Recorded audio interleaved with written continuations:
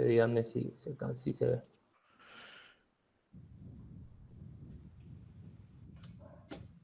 Sí, se ve, pero...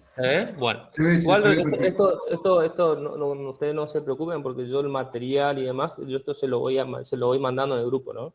Lo van a tener, les va a servir para el estudio. Es para que ustedes, más allá de lo que yo vaya diciendo, vayan leyendo, vayan viendo. Fíjense, entonces, esta unidad 1, unidad 2, perdón, punto 1, ubicándonos, vamos a situarnos nuevamente en esta situación de el periodo de la conquista o la colonización de América. ¿Cuál va a ser el punto central de esta unidad 2.1? Bueno, acá vamos a ver cuál va a ser, como dice el programa, los títulos, los fines de la conquista. ¿Qué significa títulos? ¿Qué les parece a ustedes? Título significaría, o hace mención a qué cuestión, ¿qué les parece? Los títulos los títulos nobiliarios puede ser que se formaron. Sí, es parecido, justamente títulos hace mención a cuál es la justificación o cuál es digamos, lo que sustenta a la corona Los poder hechos, llevar digamos. adelante, claro, poder llevar adelante a la corona Ah. este proceso de colonización o que se denominó evangelización. Recuerden que ahora vamos a ver dentro de los motivos por los cuales se llevó adelante la conquista, el motivo esencial fue el proceso de evangelización o llevar adelante el conocimiento de la religión católica. Entonces, estos títulos van a ser justamente la justificación por la cual la corona castellana va a poder llevar adelante este proceso de conquista. Vamos a ver que no se va a dar de un día para el otro, sino va a tener una caracterización, va a tener características especiales y se va a dar de una determinada forma y un determinado método. Estos títulos, fíjense que no va a ser el primero, o sea, cuando hablamos de títulos ahora vamos a adentrarnos en particular cuáles son, que se denominan las bulas. Las bulas eran los documentos papales que daba en aquel momento el Papa, mediante el cual autorizaba a las coronas cristianas, en este caso a Castilla, a poder llevar adelante el proceso de evangelización, el proceso de expansión del cristianismo. Recuerden cuando vimos la clase anterior lo que era el Real Patronato, ¿se acuerdan? Que mediante esa figura se daba por parte de la autoridad eclesiástica, por parte del Papa, a las coronas, la facultad de llevar adelante este proceso de evangelización y que ese proceso tenía, de cierta forma, varias características, como por ejemplo, designar las autoridades eclesiásticas en el lugar que se iba a conquistar, construir las iglesias, establecer las diócesis o arquidiócesis que se iban a desarrollar en ese lugar, a conquistar y demás. Bueno, todo ese conjunto de facultades que daba la autoridad eclesiástica, en este caso el Papa, a la corona, al poder civil, para que lleve adelante ese proceso de evangelización. Entonces, estos títulos iban a ser aquellos documentos, aquellos justificativos que iban a avalar este proceso de evangelización o de conocimiento de la religión cristiana en esos territorios que obviamente no pregonaban esta religión, sino que tenían sus culturas previas. En este sentido vamos a encontrar distintas bulas que van a ser las que van a delimitar en primer permiso porque parece que están ingresando. En primer lugar, lo que van a establecer es qué es lo que se va, estas bulas, qué es lo que se va a qué es lo que se va a autorizar y en una segunda instancia, ¿por qué territorio? ¿Cuál va a ser el territorio que le va a corresponder a la corona? Fíjense entonces que este descubrimiento de América es lo que va a llevar a que Alejandro VI, en aquel momento, el Papa, haga una interpretación y diga, bueno, en este territorio a descubrir de América le va a corresponder a la corona castellana y en este otro territorio le va a corresponder a otra corona cristiana como puede ser la portuguesa. Acá vamos a ver si por ahí se recuerdan algo de la secundaria o de historia, van a ver que vamos a hablar también de lo que se llamó el Tratado de Tordesillas, que justamente es donde se va a establecer qué le iba a corresponder a Castilla, que va a ser todo lo que es Latinoamérica, haciendo una línea meridional hacia el este, y lo que le iba a corresponder a la corona portuguesa, que va a ser lo que hoy en día es Brasil. Por eso nosotros dependíamos de España y Brasil dependía de Portugal, ¿no es cierto?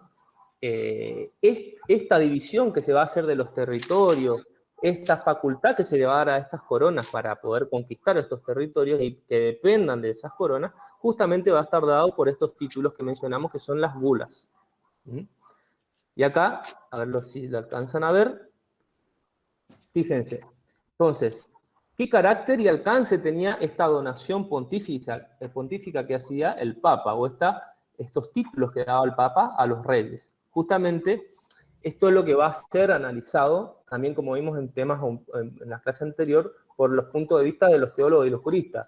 Dependiendo de cuál va a ser la concepción filosófica que tengan, van a ver modificado ese punto de vista de esta conquista, cómo se va a llevar adelante. Fíjense, vamos a encontrar distintas bulas, que son esto que mencionamos, estos documentos que establecía el Papa, mediante el cual otorgaba a los reyes esta facultad de conquistar. La primera bula, ambas bulas se van a denominar intercaetera, van a ser una posterior a la otra. La primera bula lo que va a hacer es conceder perpetuamente a los reyes las tierras descubiertas y a descubrir, siempre que no haya otro príncipe en poder de esas. O sea, fíjense que acá, mediante esta bula, se va a dar el poder o el territorio, la soberanía sobre un territorio a descubrirse y que no esté bajo el dominio de otro rey o otro príncipe. Y en la segunda bula, lo que se va a hacer es delimitar o determinar cuál es el ámbito que le va a corresponder a cada rey. Fíjense, se va a determinar entonces las tierras que van a estar, bueno, esto es lo que viene luego del Tratado de Tordesillas que les mencioné, se va a trazar una línea imaginaria de polo a polo y que va a ser la divisoria entre ambas coronas. Por un lado, Corona de Castilla, que va a ser todo lo que es América Latina, y del lado oeste, digamos, de esta línea imaginaria, que va a pertenecer al reinado portugués, que va a ser lo que hoy en día es el territorio de Brasil. Entonces, fíjense, estas dos bulas, por un lado, la primera bula autoriza a los reyes a que tengan soberanía sobre estos territorios. Y por la segunda bula se va a establecer cuál va a ser, qué le va a corresponder a cada rey. Después vinieron otras bulas que justamente lo que buscaron era aún precisar más qué territorio le correspondía a cada reinado, justamente con la finalidad de propagar la religión católica. Y ahí encontramos lo que les mencioné hoy previamente, el Tratado de Tordesillas, que se va a dar el 7 de junio de 1494, entre Castilla y Portugal, que son estas dos coronas que iban a tener el mayor territorio descubierto en su poder. Este Tratado de Tordesillas lo que va a establecer cuál va a ser el límite y qué le va a corresponder a Castilla como colonia o como territorio descubierto y qué le va a corresponder a Portugal. Entonces, cuando hablamos de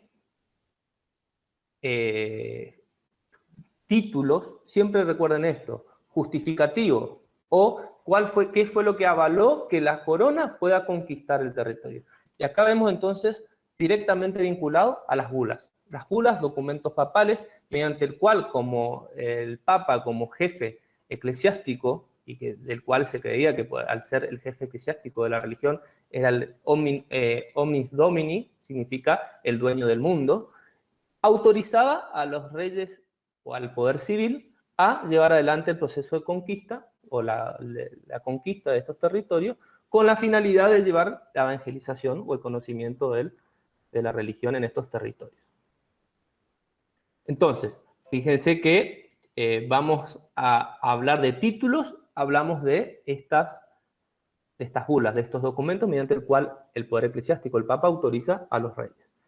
Ahora, pasándonos a los fines, ¿cuáles serían los fines que podrían haber buscado tanto la autoridad eclesiástica como la autoridad civil o en cabeza de los reyes? ¿Cuáles eran los fines? ¿Qué los motivaba para llevar adelante esta conquista de estos territorios que no eran conocidos en aquel momento todavía por el mundo europeo? Acá vamos a ver que dentro de los fines podemos encontrar varios, como por ejemplo el fin primordial va a ser la propagación del cristianismo. si nosotros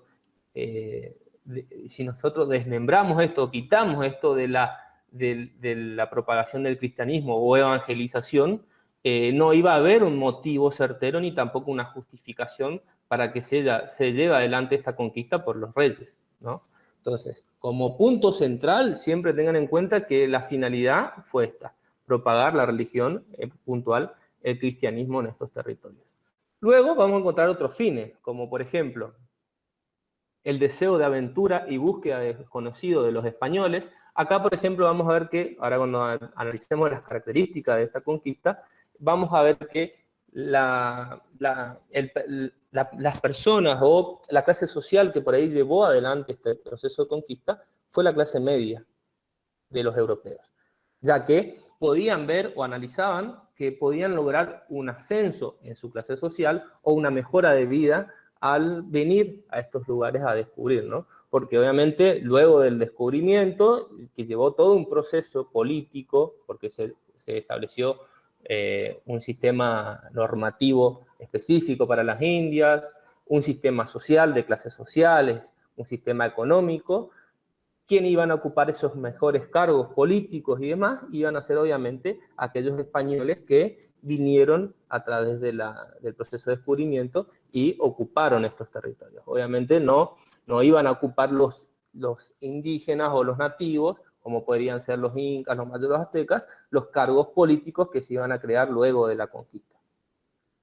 Entonces, como fines, aparte de esto que mencionamos de la propagación del cristianismo, el deseo de aventura, también podemos mencionar el fin económico. ¿Por qué fin económico? Porque para la corona española, al conquistar estos territorios de Indias y tener bajo su dominio, bajo el imperio español, todo lo que es, de cierta forma, la producción, en aquel momento era la producción de la materia prima, ¿no? Todo lo que era la lana, los cereales, las frutas y demás, toda la materia prima, luego iba a ser llevado también, de cierta forma, exportado o emigrado a Europa. Entonces, en ese sentido había también un objetivo económico que tenía la corona por no solo ampliar su territorio, sino la riqueza con la que contaba el imperio. Acá vemos también el mejoramiento o la búsqueda de una obtención de un rango social para aquella clase que llevó adelante esta conquista, esto que mencionamos de la clase media. Un interés científico, esto también puso en un desafío a la corona porque no existían los medios, obviamente, que hay hoy en día, sino que el único medio de comercio en aquel momento era el medio marítimo, respecto de estos dos continentes. Imagínense el tiempo y el desarrollo que llevaba a poder llevar un comercio fluido donde, una vez descubierto América, iba a formar parte de la corona o iba a ser parte integrante de la corona. Y después podemos encontrar fines políticos, obviamente, como todo gobernante, al querer aún más que acrecentar el poder de su gobierno, en cabeza de los reyes en este caso, y los fines fiscales, como decíamos hoy, porque además de ser una fuente muy grande de materia prima las Indias, también era una fuente de ingresos fiscales o de impuestos que se cobraba, porque toda la materia prima que se llevaba de aquí a Indias a Europa o a España, en este caso a Castilla, era luego distribuida en otros imperios a través del comercio, a través de la economía, ¿no? Entonces, dentro de estos fines, recuerden, primero, el fin primordial es la propagación o llevar adelante el conocimiento de la religión cristiana, del cristianismo, la evangelización, y luego podemos encontrar varios fines, como los que fuimos mencionando: fin económico, fin político, fin social, fin de la búsqueda de un mejoramiento de una calidad de vida por parte del español y demás. Ahora bien, pasándonos a la caracterización, o cuáles son las características de este proceso de colonización, de esta conquista. Vamos a ver que no fue una cuestión de una conquista que se llevó de un día para el otro, sino esto fue un proceso. ¿Con qué fondos se llevó adelante? ¿Con fondos de la corona o no? Bueno, esto lo vamos a ver. Fíjense que cuando hablamos de colonización o conquista, siempre hago mención a un proceso. ¿Por qué? Porque esto va a llevar su tiempo, no va a ser algo inmediato, ni va a ser algo que se va a dar de un día para el otro, sino que en primer lugar vamos a tener que ver que no solo va a tener, digamos, vinculación en la extensión del territorio. Imagínense conquistar no una localidad, sino prácticamente un continente. Era todo lo que era las Indias, hoy en día vemos lo que es América Latina.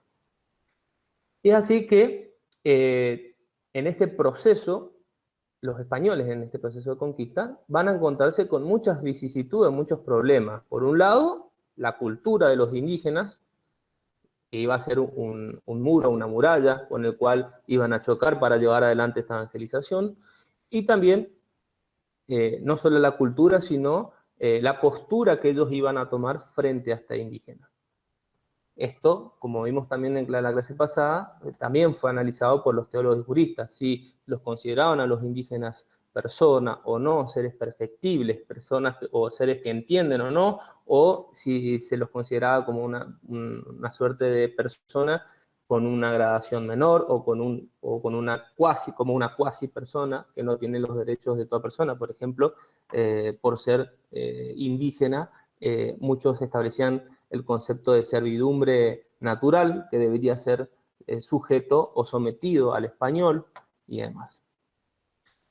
Entonces, esta caracterización que se va a llevar, que va a tener esta conquista, va a estar vinculada también a cómo se los vea o cómo se los entienda que debían ser o que debían estar los indígenas. Por eso fíjense que cuando hablábamos de los teólogos y juristas van a tener un abanico de posturas, tanto los teólogos o humanistas que van a considerarlo como seres perfectibles, personas que hasta algunos consideraban el derecho a la libre elección de la religión, que si no se convertían al cristianismo podían seguir profesando sus culturas y su religión propia de su cultura previa, y otros que establecían que de cierta forma si no se convertían a la religión, esto daba motivos, daba causal, por ejemplo, hasta llevarlos a la guerra o convertirlos en esclavos o en servidumbre. Fíjense que entonces estas posturas también va a tener que ver con este proceso de conquista, porque este proceso de conquista va a estar dado como centro o como eje el indígena. No solamente era conquistar el territorio, sino conquistar la población que vivía en aquel territorio, en este caso los nativos. Y ahí vamos a ver entonces de este proceso de conquista a través de qué medios se va a llevar adelante. Dijimos en un principio que no iba a estar esto costeado por la corona, por el imperio. Fíjense que la característica de esta colonización se va a dar, como lo mencioné hoy, como el sistema de una empresa, o como la base de la empresa. ¿Qué significa esto? Que quien iba a costear iba a ser la clase alta española, no la corona. Justamente la clase alta iba a costear económicamente, ya sean las expediciones, el equipamiento de armamento, el equipamiento de los barcos, los medios para poder llevar adelante esta conquista, iba a ser costeada por la clase alta. Y quien iba a llevar adelante este proceso de conquista va a ser la clase media española, o de la corona. No la corona en sí, porque justamente quien va a tener más, quien va a tener de cierta forma o va a estar atraída por esta conquista, va a ser esta clase alta porque va a poder ver este rédito económico que decíamos hoy en los fines. Buscar un mejoramiento de vida, buscar de cierta forma ampliar sus riquezas. Entonces, de cierta forma va a ser una suerte de apuesta para estas clases sociales. Y dijimos que va a ser como lo que se denomina como la base empresa o como el denominado sistema andamero. ¿Qué significa este sistema andamero? Es como, si ustedes ven nuestra ciudad, la mayoría de nuestra ciudad del territorio argentino están conformados en este sistema. Es donde se establecían estas expediciones para conquistar, se afincaban en un territorio una vez conquistado y de ahí se conformaba la ciudad que se iba expandiendo hacia sus alrededores. Fíjense, esto, ¿cómo va a estar caracterizado? Donde va a estar el eje central de la ciudad, como por ejemplo la plaza central, y alrededor de esta plaza central vamos a encontrar los poderes, tanto poder eclesiástico, la iglesia, poder civil, ahí vamos a encontrar, por ejemplo, la Casa de Gobierno, y los demás, ya sea comunicacional, puede ser correo, o puede ser el poder económico, los bancos.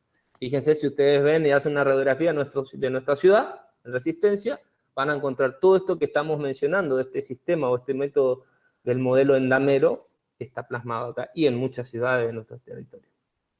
Entonces, es así, de esta característica que se iba a realizar, con estas características se iba a realizar este proceso de conquista. En la conquista de un territorio donde se va a afincar el centro y de ahí ir expandiéndose.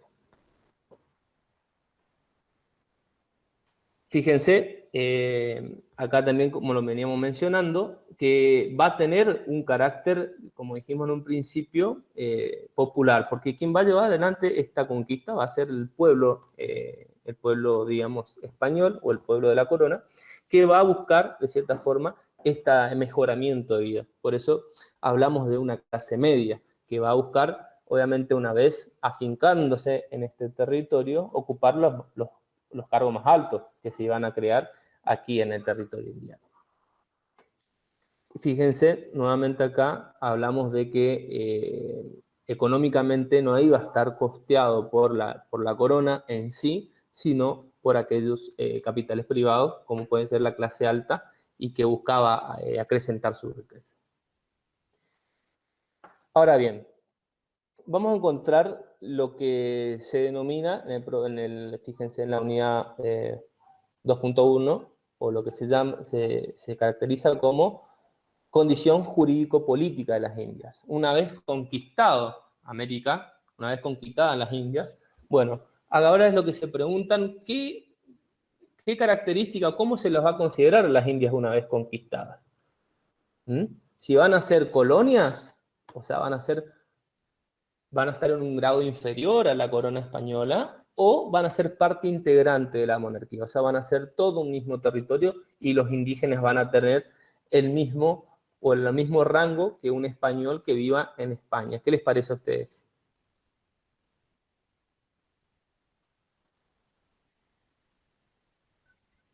Eran colonias, no era lo mismo que vivir en España y vivir acá. Bueno, ahora vamos a ver... había dos posturas, sí, profe, ahí, de la condición jurídica. exactamente. Algunos sostenían que América era colonia de la corona y otro que era reino o una provincia de la corona. Eso es lo que estuve leyendo, por lo menos. Exactamente. Exactamente. Acá vamos a ver dos posturas vamos a ver que, por un lado, quienes consideran que lo van a considerar un pie de igualdad a las Indias o a los indígenas descubiertos, y quienes van a decir que van a estar, que no va a ser, si bien se pregona o se establece en la normativa, porque vamos a ver que en la norma o en los derechos que tenían los indígenas por ahí se buscaba una igualdad, por ahí en la realidad no era la misma. Porque esto tampoco no hay que obviar que por ahí lo que se establecía normativamente no era lo que precisamente pasaba en la realidad. Vamos a ver ahora, por ejemplo, algunas características de estas dos posturas que establecen, por un lado, que eran colonias o que estaban digamos, no estaban en un pie de igualdad, sino que eran inferiores a aquellos territorios descubiertos, aquellos indígenas, o si eran parte integrante de la corona, o digamos que sea lo mismo que hablemos de un indígena de las Indias o de un nativo de las Indias, como por ejemplo un español que vivía en Europa, en España. Y acá vamos a encontrar, por ejemplo, a Ricardo Levene, lo van a encontrar en la bibliografía, que él va a hablar que de cierta forma las Indias no eran colonias. Él va a sostener justamente esta igualdad. Y él va a decir él va a sostener la igualdad entre los indígenas o las Indias y la corona. Él va a decir que las Indias van a ser provincias, señoríos, reinos, dominios o repúblicas, son todos sinónimos que él va a dar justamente para establecer esta igualdad entre los indígenas o los nativos de India y los españoles.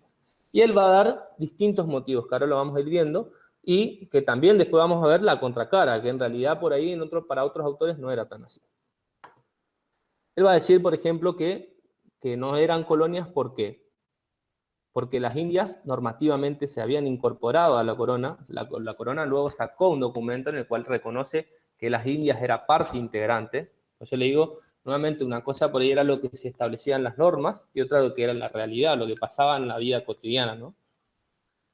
También él decía que las Indias gozaban de autonomía. ¿Qué significa? Que tenían, porque luego de una vez conquistadas las Indias, se crearon los sistemas políticos, sistemas económicos, y se creó, obviamente, se establecieron las autoridades indianas. ¿Quiénes iban a ocupar esos cargos de estas autoridades indianas que iban a regir o que iban a gobernar aquí en Indias? Obviamente, aquellos españoles que habían venido a conquistar. No iban a estar ocupados estos cargos políticos o estos altos cargos por los nativos. Esto es otra cuestión que también es, digamos, la contracara a lo que establecía Levene. Fíjense, entonces, Levene, para decir que eran iguales, decía que las Indias tenían autonomía, ya sea funcional o política, que solo dependían del rey y tenían órganos de gobiernos independientes. Fíjense, entonces él decía que si bien eran parte integrante de la corona, tenían autonomía. Que existía, otra cuestión decía, era que existía una igualdad jurídica entre los indios y los españoles europeos y españoles criollos. Esto, nuevamente, vamos a lo que se establecía normativamente en los textos. Si bien se establecía en los derechos y en las normas que había una igualdad, no era la misma, no era tal esa igualdad en la realidad cotidiana, ¿no? El ejemplo que podemos ver era la ocupación de estos altos cargos políticos que obviamente ni siquiera podían aspirar los nativos a ocupar. Vamos a ver que también el Levene establece que se van a dictar obras jurídicas luego de la conquista, donde se va a reemplazar esta palabra de colonia o este proceso de colonización, se va a quitar esta palabra conquista, perdón, por población o pacificación. Acá vamos a ver que después, en 1809, la Junta Central de Sevilla, que va a ser el órgano que va a regir este gobierno o que va a dar las directivas para el gobierno indiano, va a establecer un decreto, que era lo que le mencioné, que va a decir que va a poseer o va a ser parte integrante de la monarquía. Los va a reconocer como parte de la monarquía al territorio indiano. Pero esto, de cierta forma, vamos viendo que son todos textos o normativas que se van a establecer justamente en búsqueda de esa igualdad, que por ahí no era la misma, no era la igualdad que se percibía en la realidad obviamente de la vida de los nativos en comparación con los españoles que habían venido. Bueno, fíjese, acá vamos a ver como observaciones o como contracara a esto que establecía Levene. Levene pregonaba que había una igualdad entre los nativos y los españoles, o entre las colonias, o entre este señorío, que eran las Indias, y España. Y vamos a encontrar la contracara a lo que establecía él.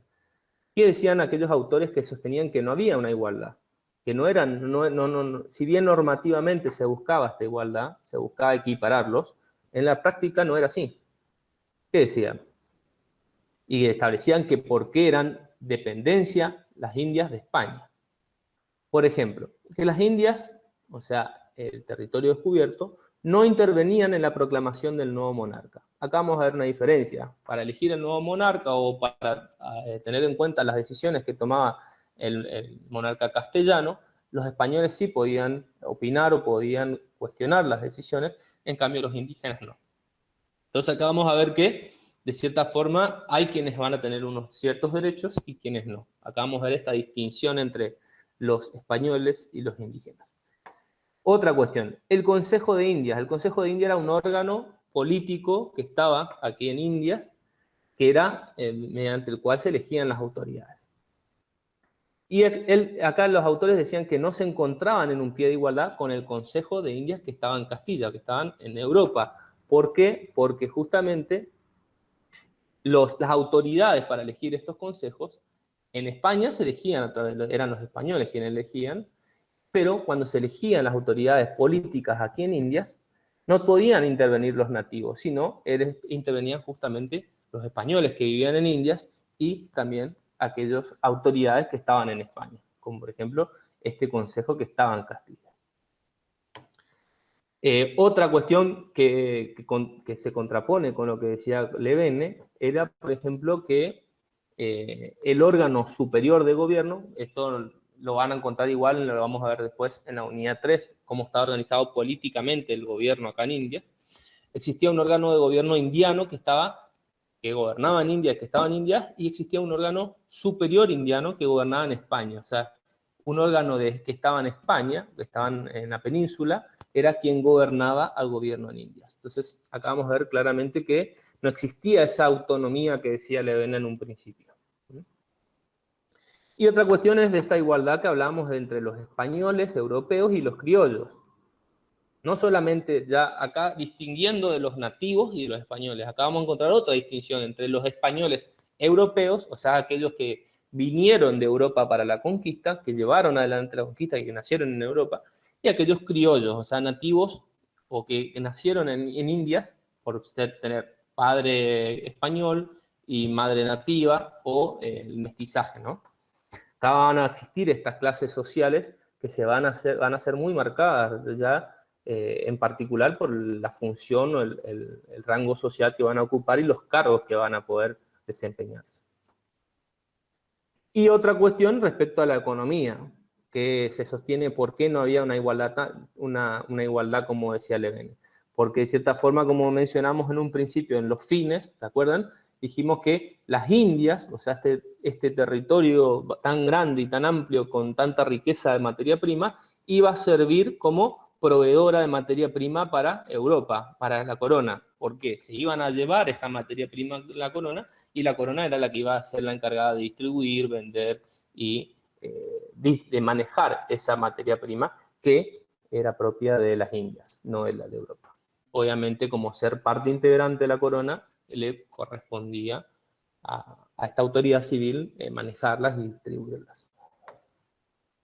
Entonces, fíjense, acá cuando hablamos de colonia o periodo, o esta caracterización de qué condición jurídica, política va a tener las Indias, tenemos estas dos posturas. Aquella que establece Ricardo Levene de una igualdad entre las Indias y la corona, o que iba a ser parte integrante, que se puede denominar como señorío, reino, república, y busca establecer, fijarlas o establecer la nulidad de igualdad, y aquellos que van a sostener que esta igualdad no era tan así. Y van a dar justamente los motivos que fuimos mencionando.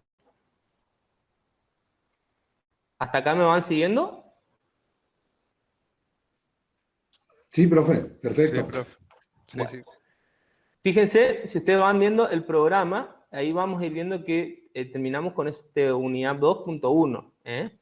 Vimos lo que es las conquistas, los títulos, las bulas, recuerden, los fines, todos aquellos de la propagación del cristianismo, fin económico, fin político, fin social, la caracterización de la colonización española, que vimos que se establece a través del sistema andamero, que fue costeado por intereses privados, que se llevó por la clase media. Estas son todas las caracterizaciones.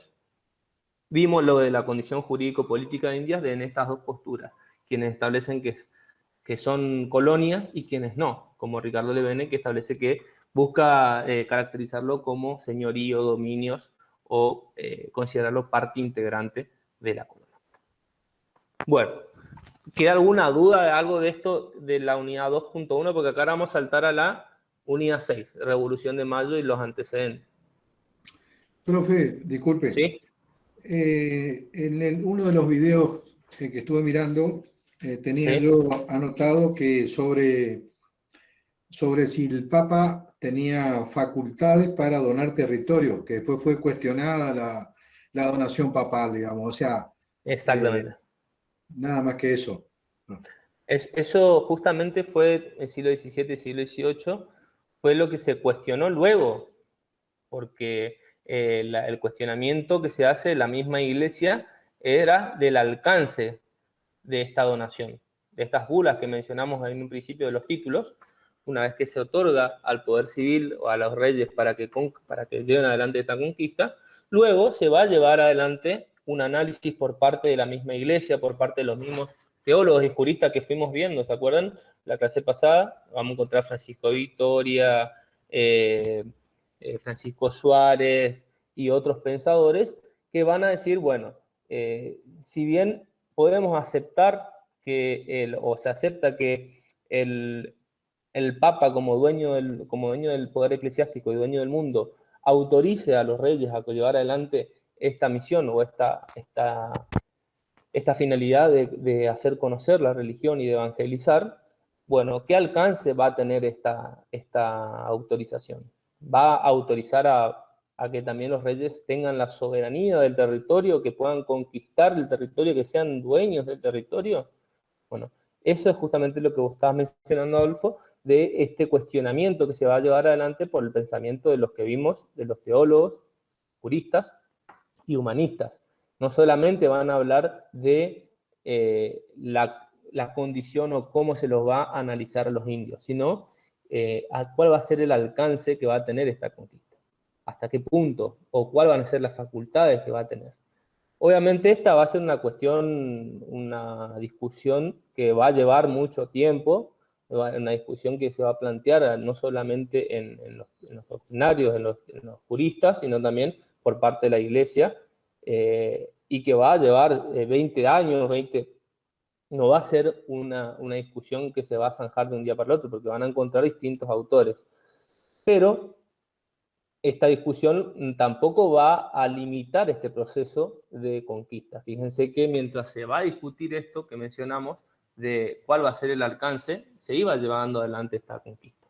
Como dijimos en un primer momento, es un proceso que se llevó a través del tiempo, a través del año, y tengan en cuenta la extensión que tuvo este proceso de conquista. Gracias, profe.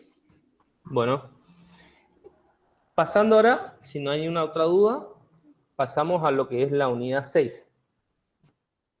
Recuerden tener a mano el programa para ir siguiendo. Bueno, fíjense la unidad 6, que vamos a ver lo que es los antecedentes de la Revolución de Mayo y demás. Esto yo les aconsejo que lo lean de López Rosas. Si bien la primera parte estuvimos hablando que utilizan el Tahuantinsuyo, acá en esta parte yo les recomiendo que utilicen López Rosas, que está mejor desarrollado.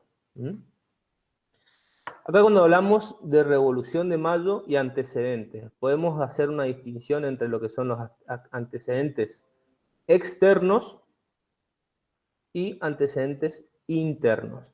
Antecedentes externos, vamos a ver por qué se van a dar fuera del territorio del virreinato del Río de la Plata.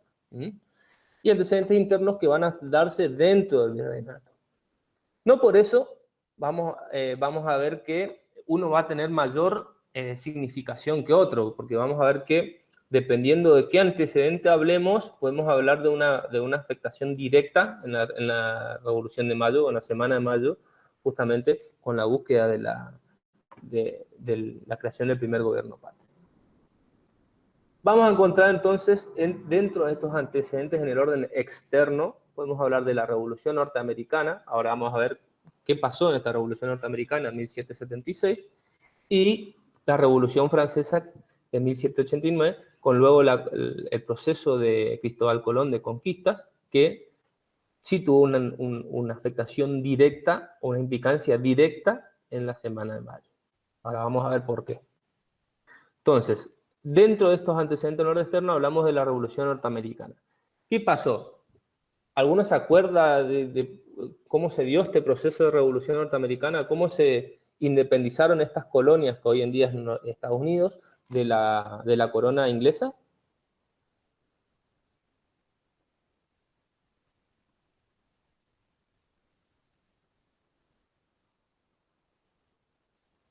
¿Pudo alguno ver algo, no? Fue por rebeliones que surgieron y quisieron independizarse de la corona, ¿no es cierto? Sí. Pero, o sea, las más importantes fueron esas dos, justamente la norteamericana y la francesa. Puede ser Sí. que había un conflicto bélico entre las 13 colonias, puede ser o no. Sí. Por el régimen español entró en crisis y por eso se dio la independencia y las rebeliones, mejor dicho, que independizaron tanto a Estados Unidos como a Francia. Sí, fíjense Profe, acá pro- cuando... sí, profe, ¿puede ser que eran 13, no 12? O... 12 colonias. Ah, 12, está, disculpe. Fíjense, no, fíjense que acá cuando hablamos, acá no solo hablamos de antecedentes en el orden externo, pero vamos a ver que, de cierta forma, con lo que era el virreinato del Río de la Plata, con lo que era la corona de Castilla, el Imperio Español de que dependíamos nosotros, no teníamos nada que ver con Norteamérica, con las colonias, en este caso de norteamericanas, ni tampoco con el Imperio inglés. Pero van a tener cierta implicancia, van a tener cierta consecuencia luego en la Revolución de Mayo.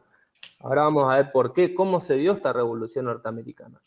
En primer lugar, hay que tener en cuenta que, fíjense, en Norteamérica, o sea, en estas colonias y en el imperio inglés, era totalmente distinto que el imperio castellano.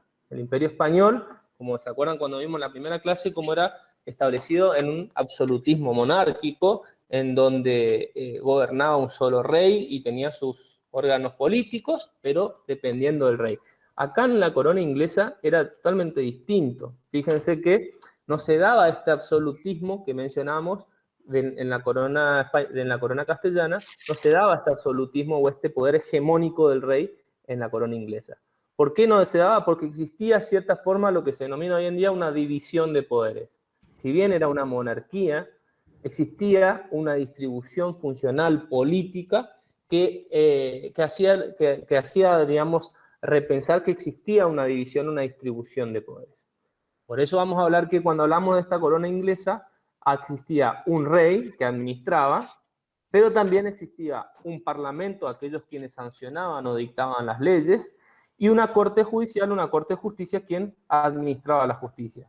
Si hablamos de una monarquía, existían otros poderes que también gobernaban. Esto para que vean la distinción, por ejemplo, con la corona española. Y también tenían ellos lo que se denominaba una carta magna, una constitución en Inglaterra. Este poder mediante el cual establecían cuáles eran las normas y cuáles eran las normas esenciales que debía seguir el imperio o debía seguir el rey. Acá el conflicto en sí puntual entre la corona inglesa y estas 12 colonias norteamericanas fue el siguiente.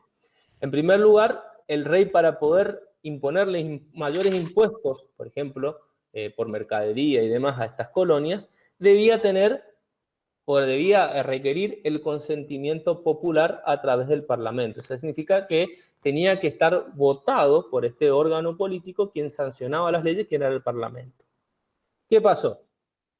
El problema surgió cuando los colonos, o sea, estas colonias, estas 12 colonias, pidieron al rey y al parlamento tener representantes en el mismo parlamento. Decían, bueno, si nos van a aumentar los impuestos, nos van a aumentar la recaudación que nos quitaban como colonias, queremos tener representantes en este órgano político que era el parlamento, para que también participen en la sanción de las leyes. Obviamente, a esta petición que hicieron estas colonias, el rey les negó la representación. Justamente por eso que les negaron la representación en el Parlamento fue que estas colonias decidieron rebelarse ante el poder del imperio del rey y buscar la separación, buscar lo que va a ser la Revolución Norteamericana. Entonces, fíjense, de esta Revolución Norteamericana en sí, lo que vamos a tomar luego, en la semana de mayo, como antecedente, va a ser algunos principios que podemos extraer de esta revolución. ¿Qué elementos o qué principios? Fíjense que cuando hablamos de la corona inglesa, vamos a hablar de un sistema republicano o un principio republicano, donde va a haber una división de poderes. No va a estar solo el poder o la cabeza del rey, sino va a haber un parlamento y va a haber también una corte judicial. Entonces acá vamos a hablar del principio republicano, que eso está hasta hoy en día planteado como eje en el artículo 1 de nuestra Constitución. División de poderes. Otra cuestión que iba a estar, se va a retomar de esta revolución norteamericana va a ser la periodicidad de las funciones, porque las colonias, estas 12 colonias, al independizarse de la corona inglesa, van a establecer que las autoridades van a ser elegidas por el pueblo y van a tener un periodo de funciones. No van a ser a perpetuidad, como era, recuerden, la corona española o la corona castellana, sino que van a establecer o van a estar en las funciones o en el cargo por un periodo. Otro principio que se va a tomar luego para cuando se lleve adelante la Semana de Mayo, la Revolución de Mayo.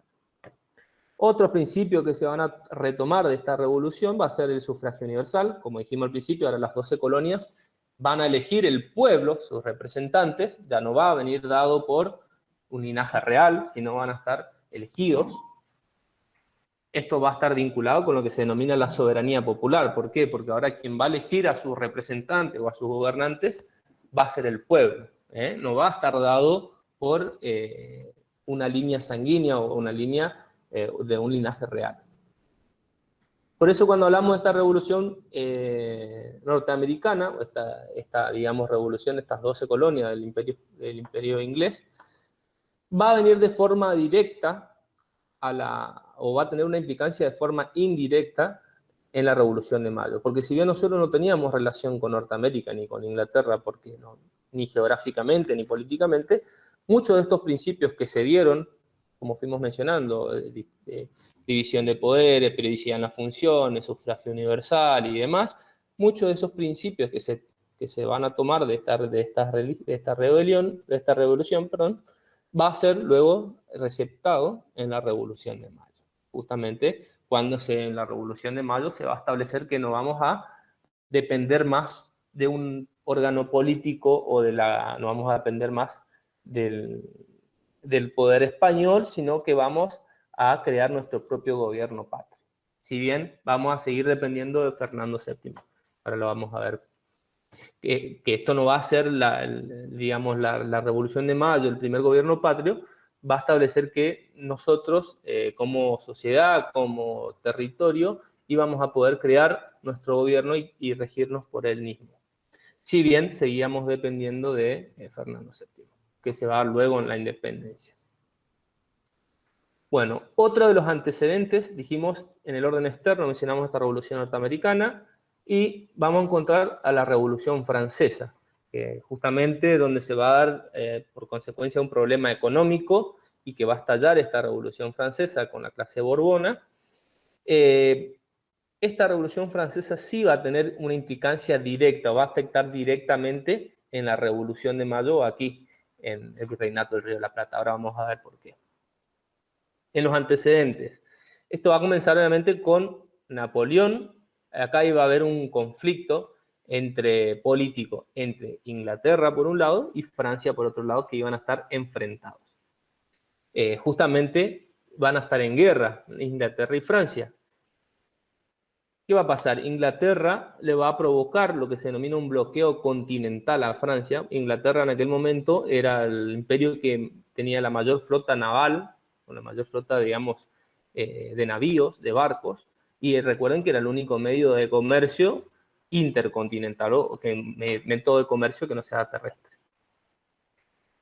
Al Inglaterra establecerle un bloqueo continental a Francia, o sea que Francia no pueda comerciar con otros imperios ni con otros territorios, ¿qué va a pasar? Francia le va a solicitar, en cabeza de Napoleón, le va a solicitar ayuda a España. ¿Para qué? Para poder ingresar al territorio español y de ahí del territorio español atacar a Portugal. Portugal era el aliado de Inglaterra. Por eso justamente Francia quería ingresar por España para atacar al aliado de su enemigo.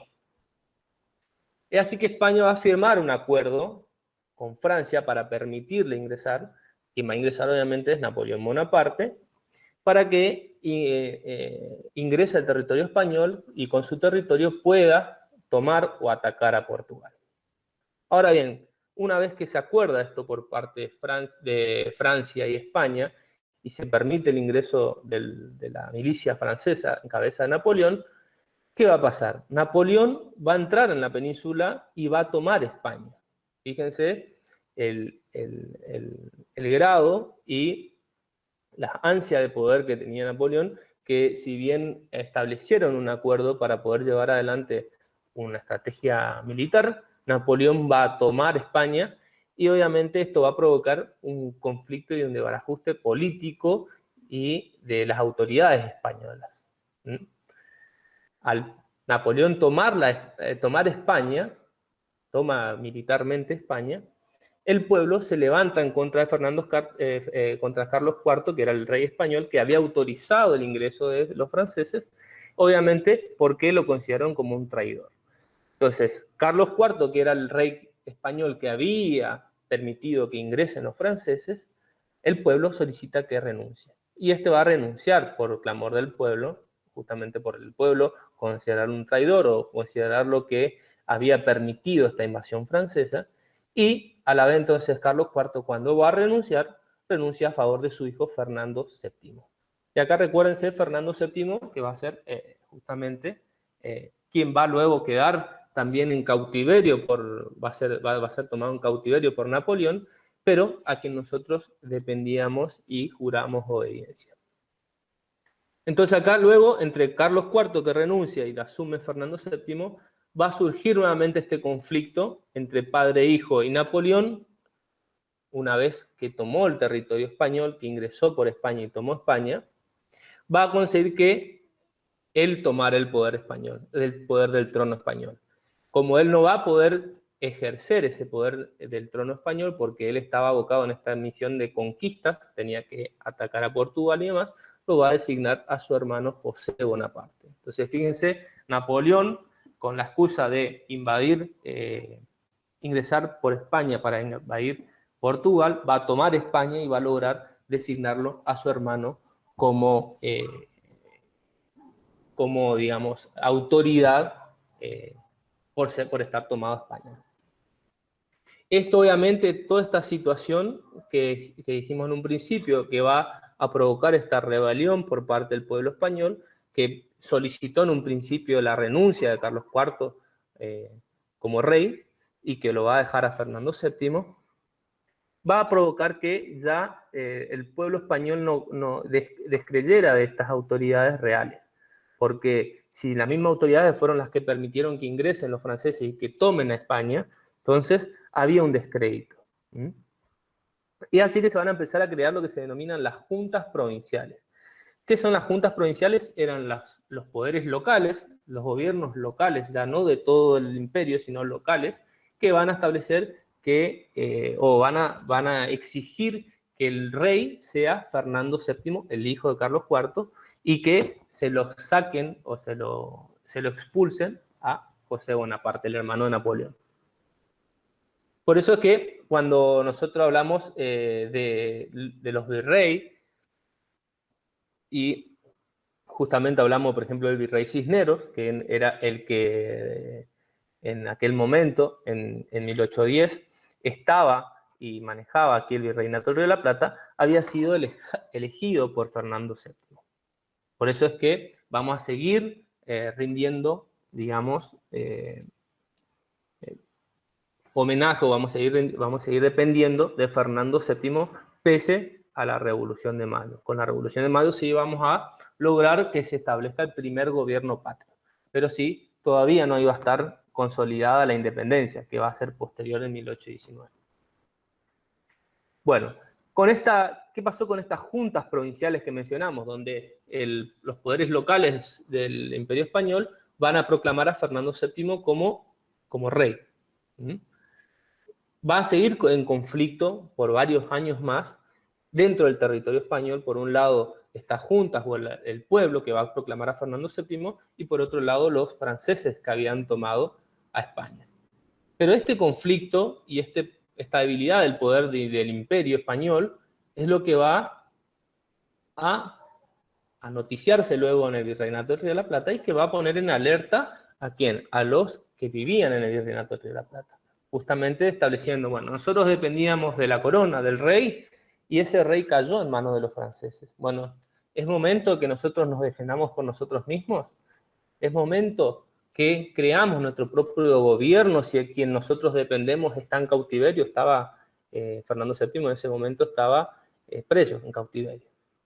Bueno, entonces acá vemos esta implicancia directa o esta consecuencia directa que mencionaba. ¿Por qué? Porque al estar en cautiverio Fernando VII, ya en España no iba a quedar ninguna institución, como dice acá, que represente al rey, porque el rey iba a estar cautivo. ¿Mm?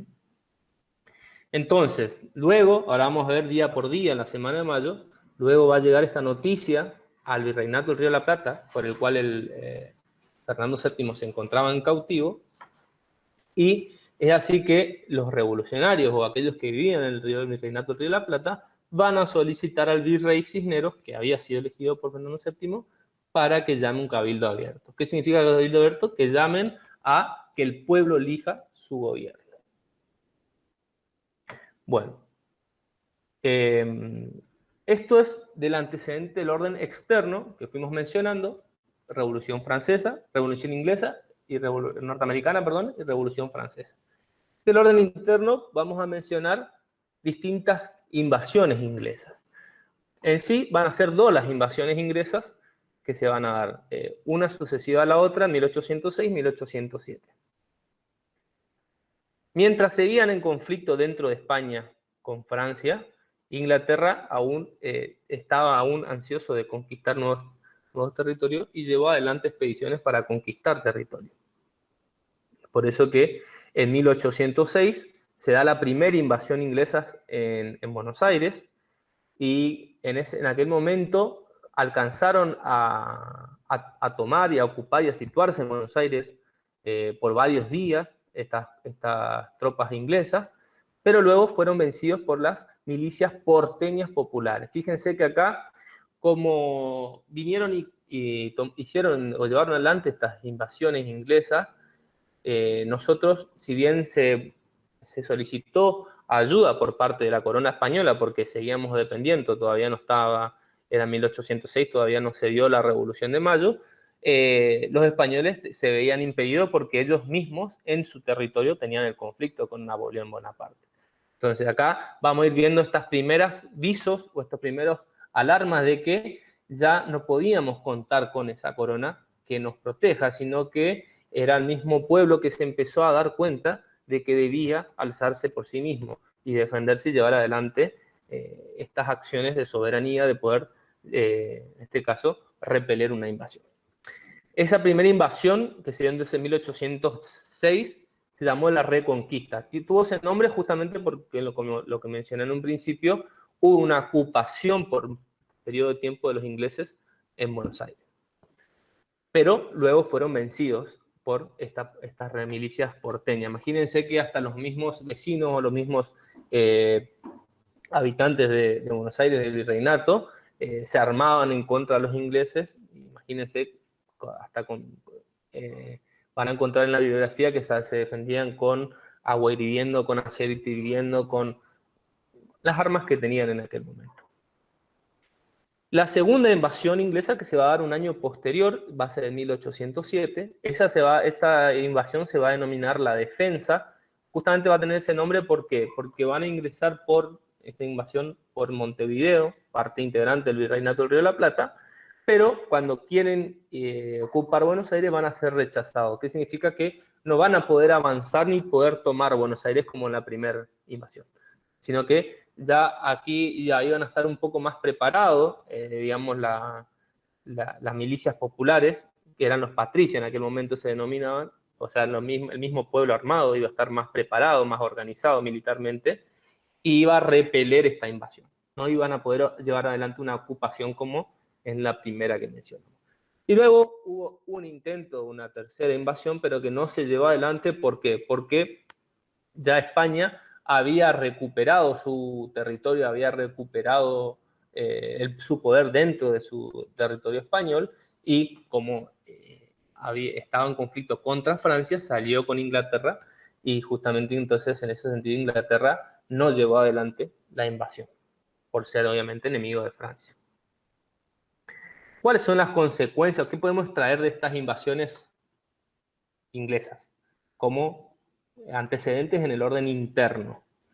Acá vamos a ver que esto que mencionábamos hoy, que el pueblo va a empezar a denotar o ver que ya no puede contar con la corona española, sino que era necesario y era el mismo pueblo va a ser capaz de defenderse de un ataque o una invasión, como en este caso inglesa. Va a ver que, bueno, la huida de Sobremonte, en este caso era el virrey, que estaba aquí en 1806, 1807, el virrey, cuando vio estos avances de los ingleses en el territorio del virreinato, huyó hacia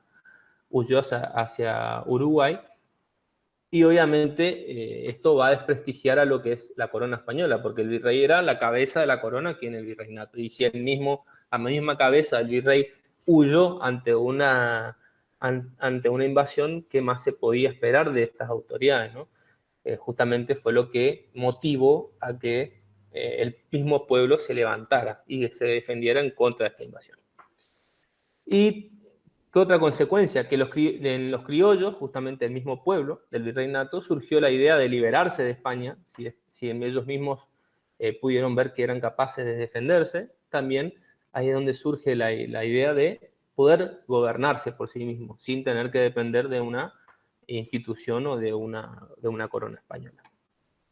Y por último se van a crear estos cuerpos, o se van a formar estos cuerpos militares, que si lo buscan en la bibliografía lo van a encontrar, son los patricios, que van a estar integrados por los criollos, o sea, aquellos nativos del virreinato. Bueno, además de estas invasiones o estos antecedentes en el orden externo, Revolución Norteamericana y Francesa, y en el orden interno, que las invasiones inglesas, encontramos las rebeliones populares. Estas rebeliones populares eran justamente rebeliones que se daban en determinados territorios del virreinato del Río de la Plata, a consecuencia de esta rivalidad o este conflicto que había entre los criollos por un lado, o sea, aquellos que nacieron en el virreinato del Río de la Plata, que eran hijos de nativos, contra los españoles. Y ahí van a encontrar en la bibliografía, por ejemplo, la rebelión de la Tupac Amaru, rebelión de Chuquisaca y demás, que fueron rebeliones o conflictos sociales que se daban por justamente esta distinción, ¿no? Estas clases sociales que existían entre los criollos y, por otro lado, los españoles. Todo este conjunto de antecedentes podemos mencionar que fueron lo que después dieron lugar a la Revolución de Mayo, la Semana de Mayo. La revolución en antecedentes, el orden externo, revolución inglesa, francesa, es revolución en el orden interno, ya sean las invasiones inglesas o estas rebeliones que fuimos mencionando. Pero no solamente los acontecimientos fácticos, como los que mencionamos, las rebeliones, revoluciones o invasiones, sino también los pensamientos o los idearios. Acá vamos a ver, por ejemplo, estas corrientes doctrinarias o estos pensamientos que también influyeron en la Revolución de Mayo. Pensamientos, obviamente, de pensadores no solo nativos o aquellos pensamientos del virreinato propio del Río de la Plata, sino también de aquellos pensamientos de doctrinarios europeos. Y ahí vamos a hacer una distinción. Por ejemplo, encontramos pensadores de Europa, como Jean-Jacques Rousseau, seguramente, no sé si ya vieron Derecho Político, si no los van a ver porque estos son autores muy, muy estudiados. Jean-Jacques Rousseau, él hablaba, por ejemplo, en su obra del contrato social. Él decía que el contrato social, los hombres o el ser humano realiza un contrato social implícito. ¿Por qué implícito? Porque él lo otorga a un representante a gobernar. Los ciudadanos implícitamente eligen entre ellos, a través de este contrato social, elegir quién lo va a gobernar. Y que este gobernante, o esta facultad de que el gobernante lleva adelante este ejercicio de gobierno, puede ser revocado. ¿Por qué? Porque siempre la elección de este contrato social o de este gobernante va a estar en cabeza del pueblo. Fíjense, acá vamos a ver este principio vinculado con lo que decíamos anteriormente. La soberanía va a radicar en el pueblo. ¿Quién va a elegir entonces, a través de este contrato social implícito que establecía Rousseau? Va a ser el pueblo y quien va a elegir su gobernante. Fíjense, esto es un principio que ya se va a ir tomando para la Revolución de Mayo, porque si en la Revolución de Mayo se dice que cayeron la Junta de Sevilla, el rey Fernando VII está cautivo, a quien debíamos obediencia, ahora se va a retomar este principio o este ideario de que el pueblo puede elegir, a través de un contrato, elegir quién lo gobierna. Otro pensador es Montesquieu. A través de su obra El espíritu de las leyes, él lo que va a decir es, o va a sostener la división de los poderes. Esta división de poderes que también lo van a encontrar como check and balance o frenos y contrapesos. Entonces él dice que el poder, en esta obra va a decir que el poder no puede estar concentrado en una persona, o sea, en este caso esquiva o digamos, va en contra de lo que sería el absolutismo y establece que es necesario que exista una división de poderes, que no esté concentrado en una persona y que justamente esta división de poderes lo que va a permitir es que entre ellos se controlen y no haya un ejercicio abusivo del derecho. Esto, otro pensamiento y otro ideario que se va a tomar luego en la semana de mayo y que lo vamos a ver hasta hoy en día plasmado en nuestra Constitución, con el sistema republicano y división de poderes. Luego, en el Río de la Plata, vamos a encontrar lo que se llamó el liberalismo de Mayo, y encabeza, por ejemplo, lo de Mariano Moreno. ¿Qué va a decir Mariano Moreno? Él va a decir que justamente América, o los pueblos americanos, habían jurado fidelidad y obediencia a Fernando VII, quien era el rey. Pero en aquel momento Fernando VII se encontraba cautivo por José Bonaparte, se encontraba cautivo en Francia. Entonces, en caso que, como estaba en ausencia el rey por estar en cautivo, caducaban las facultades que se habían otorgado. Por eso entonces lo que establece Mariano Moreno que era necesario ahora que el mismo pueblo elija su gobernante. Francisco Suárez también va a tomar de Rousseau esta idea de lo que mencionábamos hoy de el contrato social y va a sostener que Dios es el que va a conferir esta soberanía al pueblo, o esta potestad al pueblo, y que el pueblo luego lo transfiere al príncipe. O sea, entonces, para Suárez, el poder va a venir de Dios al pueblo, para que el pueblo en sí mismo elija, dice, como vivimos hoy, el contrato social implícito, o se asocien y entre ellos elijan quién va a ser su gobernante. Y una vez que elige su gobernante, el gobernante no va a poder ejercer, no va a poder ser tirano, no va a poder ejercer de forma abusiva. ¿Por qué no va a poder ejercer de forma abusiva? Porque si lo realiza de aquel modo, si es alguien que desolla al pueblo, se va a poder disolver el contrato, o sea, el mismo pueblo va a poder revocarle aquel mandato que le dio al gobernante y nuevamente la soberanía va a volver al pueblo. Entonces, de cierta forma, fíjense que todos van a establecer o van a tener esta idea casi mancomunada de que el poder va a estar y radicar en el pueblo. Quien va a elegir al gobernante y en caso de que aquel gobernante no sea un correcto gobernante o no ejerza de la forma que lo solicita el pueblo, ese poder puede ser revocado. Todas estas son ideas que van a dar lugar a la semana de mayo. Van a dar lugar a lo que luego se va a establecer como el primer gobierno patrio. Ahora sí, ya entrando en la semana de mayo, vamos a tratar de ir un poquito más rápido. Acá yo lo tengo bien dividido por días, justamente porque es una semana donde van a ir pasando varios acontecimientos. Esta semana de mayo se va a dar como origen con la noticia de la caída de la Junta, que dijimos hoy en un principio, y de que Fernando VII se encuentra cautivo. Entonces llega esa noticia al virreinato del Río de la Plata y ahí es donde se empieza a dar esta agitación social en el virreinato, estableciendo de si era justamente un motivo para que nos dictemos nuestro propio gobierno patrio. Así que el 18 de mayo, el virrey Cisneros va a tener que comunicar al pueblo la noticia de la caída, o sea que estaba tomado España por los franceses y que justamente Fernando VII se encontraba cautivo. Entonces, al dar el virrey esta noticia el 18 de mayo, es donde empieza el pueblo, la misma agitación social, preguntarse si nosotros dependíamos de la corona y la corona estaba cautiva, ¿qué hacíamos o qué postura tomábamos? ¿Nos constituíamos un nuevo gobierno? Bueno, es lo que luego se va a ver al desenlace de la semana de mayo, en donde el mismo pueblo va a solicitar dictarse su propio gobierno patrio. El 19 de mayo, fíjense, Saavedra, en este caso el jefe de los patricios, recuerden, los patricios eran el cuerpo militar que se había formado del mismo pueblo, que había repelido las invasiones inglesas, y por otro lado Manuel Belgrano, quien era encargado del secretario del consulado, era una institución política, por un lado Saavedra y Belgrano, van a empezar a hacer las gestiones para organizar un cabildo abierto. ¿Qué significa el cabildo abierto? Que se convoquen los vecinos del Virreinato del Río de la Plata y entre todos decidan si elegimos un gobierno nuevo o seguimos dependiendo de la corona que en aquel momento estaba cautiva por Fernando VII. El 20 de mayo, al día siguiente, Saavedra concurre con Belgrano y le van a llevar esta solicitud a Cisneros, que viene al virrey. Esta solicitud de que convoque un cabildo abierto.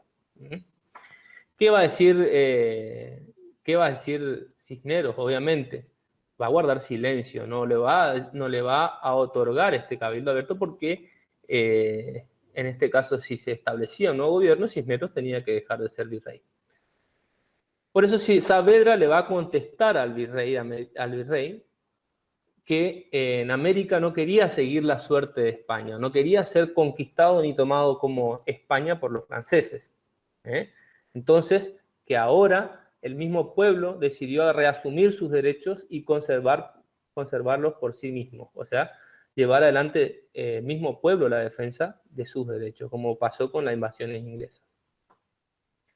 Obviamente Cisneros, ante este pedido que le hace Saavedra y Belgrano de llevar adelante el cabildo abierto, va a quedar en silencio y luego va a llevar adelante lo que se llamó el plan contrarrevolucionario. Ahora vamos a ver en qué consistía.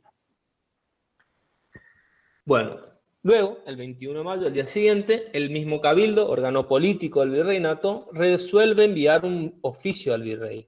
¿Por qué? Por la agitación popular. El pueblo estaba en la calle solicitando la renuncia del virrey y que se llame a un gobierno, se llame a un cabildo abierto para la designación de un gobierno.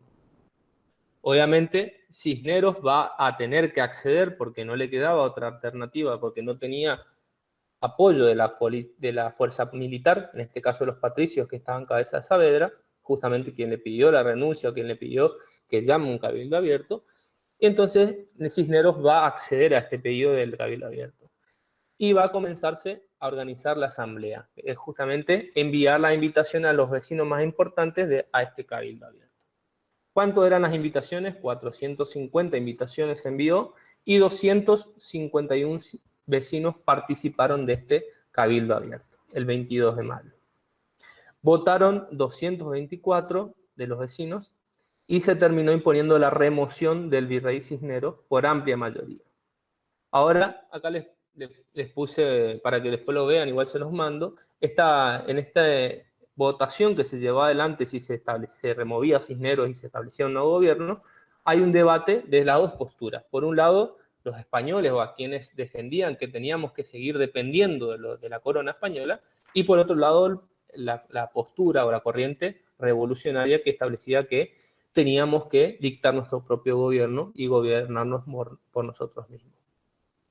Por un lado, los españoles decían que, por ejemplo, como Manuel Villota establecía que por más que hubiera un español en estas tierras, tenía el derecho de gobernar a los nativos, y bueno, y habían distintas posturas que sostenían justamente que debiéramos seguir dependiendo de los españoles. Por otro lado, del lado de la corriente de los revolucionarios, encontramos a Juan José Castelli o Juan José Paso, que decía que se tomaba esto que mencionábamos, del poder de la soberanía popular, que el pacto de obediencia, por ejemplo, se había jurado al rey o al monarca, que en ese caso estaba cautivo. Entonces, al estar cautivo o encontrarse acéfalo o en cautiverio, ese poder ya no seguía vigente, sino que retomaba al pueblo para poder el mismo pueblo designar su gobierno.